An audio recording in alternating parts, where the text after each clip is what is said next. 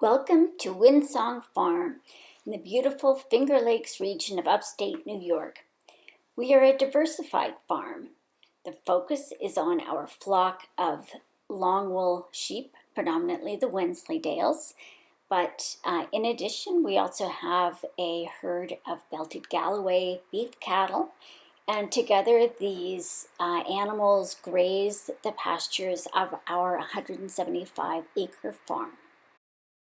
We also have a small flock of chickens of a variety of breeds with an emphasis on pretty overproduction. We also have a small flock of ducks that provide us with a lot of entertainment as well as eggs. We want our farm to be sustainable, and so we balance the number of animals with the amount of pasture available. And also we harvest our own hay and straw. Now some years, like this year, we had a drought, and so we supplement with purchased second cut hay.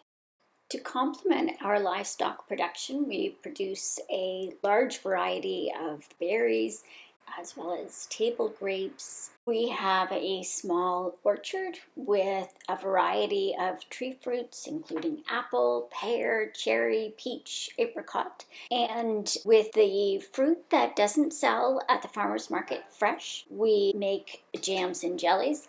The last area of our diversified farm is the growth and harvest of flowers for drying. We produce a variety of bouquets and wreaths.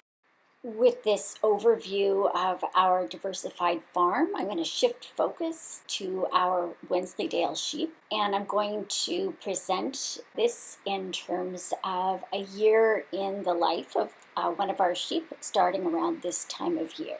Just recently, I brought sheep back to the barn, and their beautiful fleeces either are shorn or covered. This is an overview of our sheep barn. The sheep are divided into groups. I have a pen inside the barn as well as an outside pen for the winter.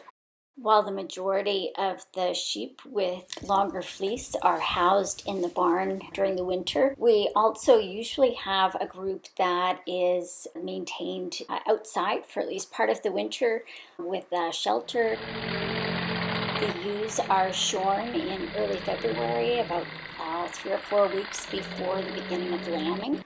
This makes the ewes nice and clean, as well makes them a similar temperature to their lambs. This brings us to my favorite time of year, which is lambing, and it's a busy time of year, but really exciting and wonderful. This year we have somewhere between 40 and 50 ewes that are bred, so we'll be expecting quite a few lambs. The lambing takes place typically between the beginning of March and usually finishes up about 3 weeks later, sometimes going into early April. So the barn can get very full by springtime. A barn full of lambs is just about the most entertaining place you can be in the spring. It's amazing how much time I can spend just watching and admiring these lovely creatures.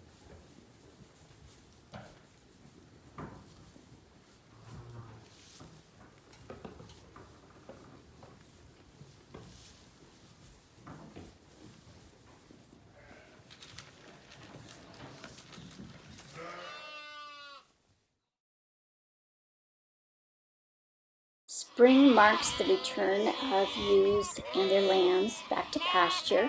And the timing depends on whether the weather cooperates, so we get some nice early grass. They remain out on pasture with water, salt, and shade of some sort until late fall. They are rotationally grazed, so they move to a new section of pasture every couple of days. Just a few weeks, the slow early spring growth of the grass is replaced by long grass everywhere at once, and so this is where we start to produce hay, and fields are grazed by the cattle or brush hog.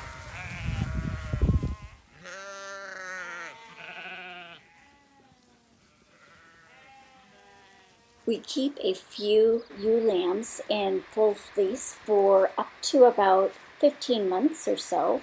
These lovely hogget ewes are covered during the winter to keep the fleece, at least the covered part of the fleece, nice and clean. These ewes in long fleece are lovely and represent what we think of as Wensleydale sheep. And while we can use the long locks in certain applications, the shorter lengths, like 6 to 8 inches, are a little more versatile. Ram lambs are weaned in early August, and this year that was when they were shorn as well. At the beginning of October, the ewes are divided up into various groups and the ram introduced. These different groups are maintained on pasture. The rams are removed after about a month, and then the ewes and lambs remain on pasture until we run out of pasture or the weather gets too nasty, which brings us to the end of a year in the life of a Wensleydale on our farm. We started with sheep in 2006 with the objective of raising a multi-purpose breed for fiber, freezer lamb, and sheepskins.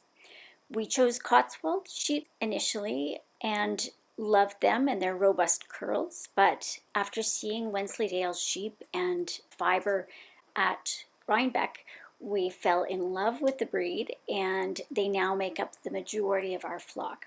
We raise both white and natural colored Wensleydales, as well as a couple of other breeds, including a couple of Teeswaters and a couple of blue-faced Leicesters, whose fiber I love to use in felting. Over the years, the fiber has become the focus of my work. The production of useful fleeces is impacted by a variety of factors, including the weather, husbandry, individual genetics, and each year is different. I try to minimize contamination of the fleece with vegetable matter or any other damage, felting while on the animal, and as well try to harvest the fleece, have it shorn at the best time. And then finally, there's a judicious girding and sorting of fleeces so that the fiber can be best used. Wool quantity and quality varies with the age of the animal. And you can see here that the younger animals can have very long staple length, upwards of producing an inch per month. The very best fleeces are reserved as hand spinning or crafting fleeces, and are also retained for washing and then sold as washed locks. Clean, strong fiber that doesn't quite make the grade as a raw fleece, washed locks, are then washed and processed into roving or yarn. And while we do some of this on the farm, we send out fiber to be processed at a small custom spinning mill. When the yarn returns from processing, we'll then skein it and wash it and prepare it for sale.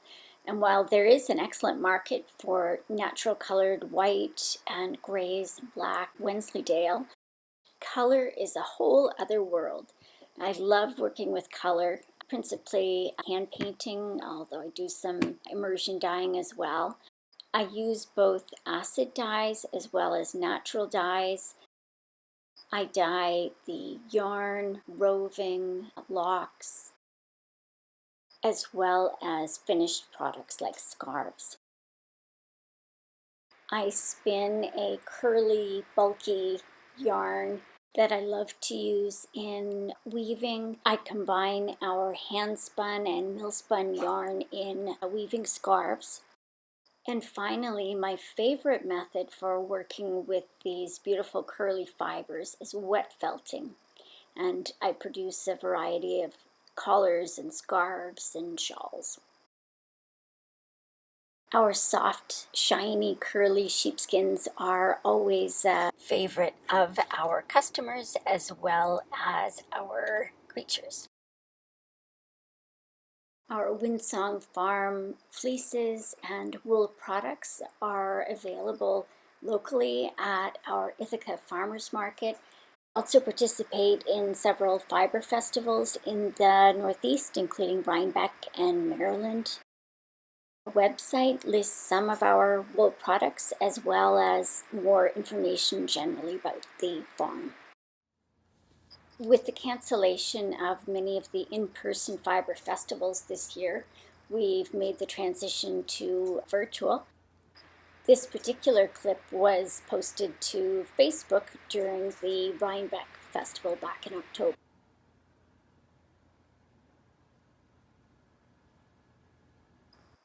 I hope you've enjoyed this visit to our farm and a glimpse at our fiber products. See more on our website. Thank you.